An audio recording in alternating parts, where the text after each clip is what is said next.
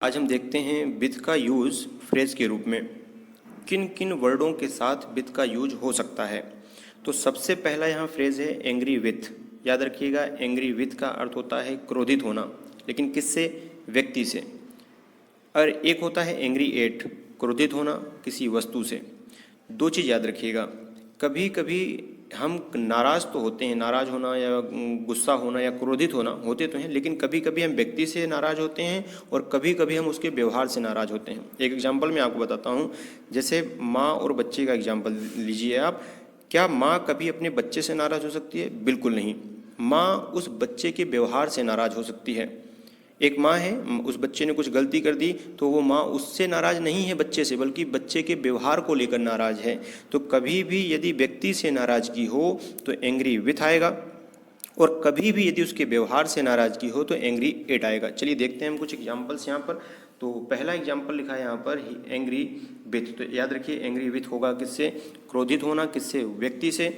He was angry with me. देखिए यहाँ पर मी लिखा है, मी का सेंस है कोई व्यक्ति, तो यहाँ पर खालिस्तान दे दिया जाएगा ही वॉज एंग्री। अब यहाँ पर आपको खालिस्तान दिया जाएगा, क्या आएगा? तो याद रखिए यहाँ पर्सन का बोध हो रहा है, तो यहाँ पर आ जाएगा एंग्री विथ।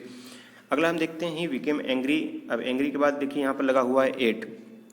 एट क्यों आया? याद रखिए, आगे देखते हैं हम।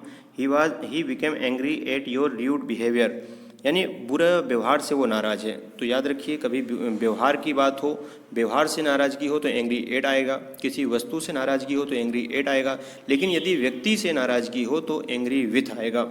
जैसे मी से हमें समझ में आ गया कि यहाँ पर क्या होगा? व्यक्ति का सेंस हो रहा है, बोध हो रहा है। अगला हम देखते हैं एग्री। वो वर्ड था एंग्री और ये वर्ड है एग्री। एग्री मतलब होता है सहमत होना, और एंग्री के साथ विथ आएगा जब सहमत होंगे किससे? व्यक्ति से। जैसे यहाँ पे एग्जांपल देखें आप, यहाँ पे लिखा हुआ है मी। अब मी क्या होगा? मी तो बिल्कुल सी जाहिर सी बात है, मी मतलब पर्सन ही होगा, है ना। किसी एग्रीड विथ मी, वह मुझसे सहमत हुई। तो मी जो है वह व्यक्ति के लिए यूज़ हुआ है, तो एग्री के साथ क्या यूज़ हो जाएगा? आपका विथ यूज़ हो जाएगा। लेकिन एग्री के साथ और भी प्रीपोजिशन आते हैं, जैसे कि to. Agree to, agree to का मतलब होता है सहमत होना, लेकिन इसका यूज़ होगा सहमत होना, लेकिन किससे? प्रस्ताव से। जैसे ही एग्रीड टू माई प्रपोजल, यहाँ पर व्यक्ति से सहमत होने की बात नहीं है, बल्कि उसके प्रस्ताव से सहमत होने की बात है। जब व्यक्ति से सहमत होने की बात होगी तो याद रखिए एग्री टू एग्री विथ होगा, लेकिन अगर प्रस्ताव से सहमत होने की बात होगी तो एग्री टू होगा। फिर से समझिए, कभी व्यक्ति से सहमत होने की बात होगी तो एग्री विथ होगा, और प्रस्ताव से सहमत होने की बात होगी तो एग्री टू होगा। दोनों एग्जाम्पल्स आप यहाँ देख सकते हैं। अगला जो है वो है एनॉइड। एनॉइड का मतलब होता है नाराज, लेकिन किससे? अगर व्यक्ति से नाराज है तो एनॉइड विथ आ जाएगा, लेकिन यदि वस्तु से नाराज है तो एनॉइड एट आ जाएगा। जैसे हम देखते हैं एग्जाम्पल यहाँ पर, the teacher was annoyed with the boy. जो टीचर है वो नाराज है किससे? बॉय। अब बॉय देखिए व्यक्ति का सेंस आया, तो यहाँ पर एनॉइड के साथ क्या आ गया? विथ आ गया। लेकिन यहाँ पर देखें, the principal was annoyed at my absence. Actually वो मुझसे नाराज़ नहीं है, मेरी अनुपस्थिति से नाराज़ है प्रिंसिपल। तो यानी the principal was annoyed at. अब यहाँ पर एनॉइड के साथ क्या आ गया? एट आ गया। कारण उसका समझिए, जब नाराज हो वस्तु से या किसी व्यक्ति के व्यवहार से तो याद रखिए वहाँ पर होगा एट। अगर व्यक्ति से नाराज़गी होगी तो होगा वहाँ पर विथ। ये अगला हम देखते हैं फ्रेज क्या है, बिजी विथ। याद रखिए बिजी विथ का मतलब होता है व्यस्त। बिजी विथ, याद रखिए यहाँ पे जैसे एग्जांपल देखते हैं, he is busy with his study, यानी किसी चीज़ में बिजी होना तो होता है। तो बिजी के साथ आप फ्रेज याद रखिए कि बिजी के साथ जो प्रीपोजिशन आएगा वो आएगा विथ, और बिजी विथ का अर्थ जो होता है वो क्या होता है? व्यस्त होना। अगला जो है वो है कंप्लाई विथ। कंप्लाई विथ का मतलब होता है आपका पालन करना या सहमत होना। इसके एग्जाम्पल आप देख सकते हैं, कंप्लाई विथ माई इंस्ट्रक्शन, मतलब मेरे इंस्ट्रक्शन का क्या करो? पालन करो। और you should comply with my request, आपको मेरे रिक्वेस्ट का पालन करना है या उससे सहमत होना है। तो कंप्लाई विथ का जो सेंस होता है वो दो मीनिंग निकालता है, या तो पालन करना या हम कह सकते हैं सहमत होना।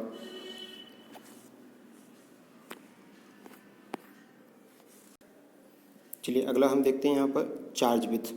चार्ज विथ का मतलब होता है से आरोपित। The police charge your son with murder. यहाँ देखिए चार्ज विथ मतलब किसी चीज़ से आरोपित करना, जैसे मर्डर से आरोपित किया तो उनको यहाँ पर क्या लगा दिया हमने? Charge with. अगला है चार्ज के साथ अगेंस्ट भी आ सकता है, लेकिन उसका मतलब होता है के विरुद्ध आरोप। There is no charge against your brother, मतलब आपके भाई के विरुद्ध कोई भी आरोप नहीं है। जब कभी भी भाव ऐसा हो कि के विरुद्ध आरोप का भाव आए सेंटेंस में, तो हम चार्ज के साथ यूज़ करते हैं अगेंस्ट। लेकिन यदि किसी चीज़ से आरोपित करने का भाव आए तो चार्ज के साथ हम यूज़ करते हैं विथ। अगला देखते हैं डिफर। डिफर विथ, याद रखिए डिफर विथ अ पर्सन होता है, यानी किसी व्यक्ति से अलग मत होना, मतभेद होना या अलग मतभेद रखना। जैसे यहाँ पे एग्जांपल देखें, Ramesh differs with you on this point, यानी रमेश जो है आप इस पॉइंट पर आपसे अलग मत रखता है। तो डिफर के साथ क्या आ गया, विथ। अगला हम देखते हैं आई differ with you on this matter, माने इस मैटर पर मैं आपसे अलग मत रखता हूँ, यानी अलग मत रखने का भाव जब आ जाए तो वहाँ पर याद रखिए, या दोनों के मत में भेद होने का भाव आ जाए तो वहाँ डिफर के साथ क्या आएगा, विथ। लेकिन याद रखना वहाँ पर पर्सन हो, जैसे यहाँ पर डिफर विथ यू लिखा है, यू क्या है, पर्सन है, डिफर विथ यू लिखा है, यहाँ पर क्या है, पर्सन है। तो जब पर्सन की बात हो तो वहाँ याद रखिए डिफर के साथ क्या आएगा, आपका विथ आएगा। लेकिन डिफर के साथ एक और वर्ड होता है, वो होता है डिफर फ्रॉम। तो डिफर फ्रॉम कैसे यूज़ करेंगे, लेकिन डिफर फ्रॉम का मतलब होता है भिन्न होना। और भिन्न होना कैसे, जैसे एग्जांपल देखते हैं, बर्ड्स डिफर फ्रॉम बीट्स, यानी जो चिड़िया होती है वो जानवरों से क्या होती हैं, भिन्न होती हैं। तो यहाँ पर फ्रॉम इसलिए यूज़ किया गया है डिफर के साथ क्योंकि यहाँ भिन्न का भाव आया है। तो जो चिड़िया होती है वो जानवरों से भिन्न होती हैं, तो भिन्न का सेंस है यहाँ पर, तो डिफर के साथ क्या आ गया, आपका फ्रॉम आ गया। अगला एक और होता है आपका, ये याद रखना है, डिफर के साथ on. Differ on a point, यानी किसी मुद्दे पर अगर अलग मत होता है तो वहाँ पर हम डिफर के साथ ऑन लगाते हैं। चलिए नेक्स्ट हम देखते हैं यहाँ पर इंटरेस्ट विथ। याद रखिए यहाँ पर इसका मतलब होता है सौंप देना। Suresh was interest with this work, Suresh जो है उसने अपने आप को सौंप दिया इस कार्य के लिए। तो कहने का मतलब है यहाँ पर ये फ्रेज आपको याद रखना है, इंटरेस्ट के साथ आपको हो जाएगा विथ, इसका अर्थ होता है सौंप देना।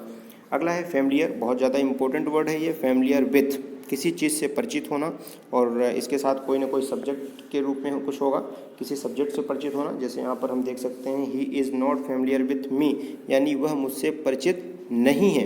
यानी किसी भी चीज़ से परिचित होने का भाव आ जाए तो याद रखिए फैमिलियर के साथ विथ आता है। अगला है यहाँ पर फील्ड विथ। फील्ड विथ का मतलब होता है भरा हुआ, जैसे कहें the eyes of the child were filled with tears, यानी जो बच्चा था उसकी आंखें जो हैं वो किससे भरी थी, आंसुओं से भरी हुई हैं। तो यहाँ पर देखें फियर वर्ड जो लिखा है फील्ड विथ, तो फील्ड यहाँ पर क्या है, फील्ड, और फील्ड के साथ क्या यूज़ हो गया, विथ। उसका कारण ये था कि भरी हुई का सेंस आया, जैसे the eyes of the child were field with tears, यानी जो बच्चा था उसकी जो आंखें थे वो किससे भरी हुई थी, आंसुओं से भरी हुई थी।